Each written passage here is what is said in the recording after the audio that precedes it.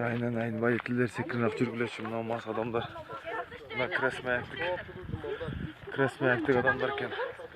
Ош Бишкек Унаа жолунда жол кырсык катталып, анын кесепетинен 4 адам каза болду. Алардын 2 аял, 2 эркек киши. Маалым болгондой, жол кырсыгы 4 августта саат 18:00 чамасында болгон. Ош шаарынын тургуну Honda Accord унаасы менен Бишкек шаарына көздөй бара жатып, каршы багытка көздөй келе жаткан Mercedes-Benz 300 унаасы менен кагышкан. Аны Чүй областындагы Аламөдүн районунун тургуну башкарып бара жаткан. Кырсыктын кесепетинен Mercedes-Benz 300 унаасынын жүргүнчүлөрү Ош облусунун Өзгөн районундагы Красный Маяк айылынын 1978-жылы туулган тургундары окуя болгон жерде каза тапкан. Алар классташ болушкан. Ал эми Honda Accord унаасынын айдоочусу менен жүргүнчүсү ооруканага түштү. Өзгөн районунун Жылалды айыл өкмөтүнүн жооптуу катчысы Рахат Мамытова билдиргендей, каза болгон 4 классташ 5 августта жерге берилди. Анын айтымында классташтардын 2 Россиядан келе жатышкан. Каза болгондордун 4-өө тең биздин Красный Маяк айылынын тургундары. 2 аял Россиядан иштеп келе жатышкан. Ал эми 2 киши Бишкекке иштери менен барган экен. 4-өө Бишкектен жолугуп калышып, айылга чогуу келе жатышканда кырсыкка кабылып каза болуптур.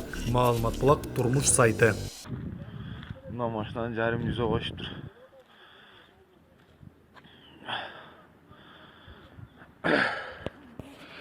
Мына бир шопур тирик калыптыр, мына шопур. Айнанандай секирин-ак жүргүлө чыкса да болоюндар. Бул кан жол. Жолго чыкканда ичпеңиздер. Мына шопурлар. Мына 4 адамдын өлүгү. Мына 2 аякта, машинада бирөө, мына да бирөө. Мына водитель.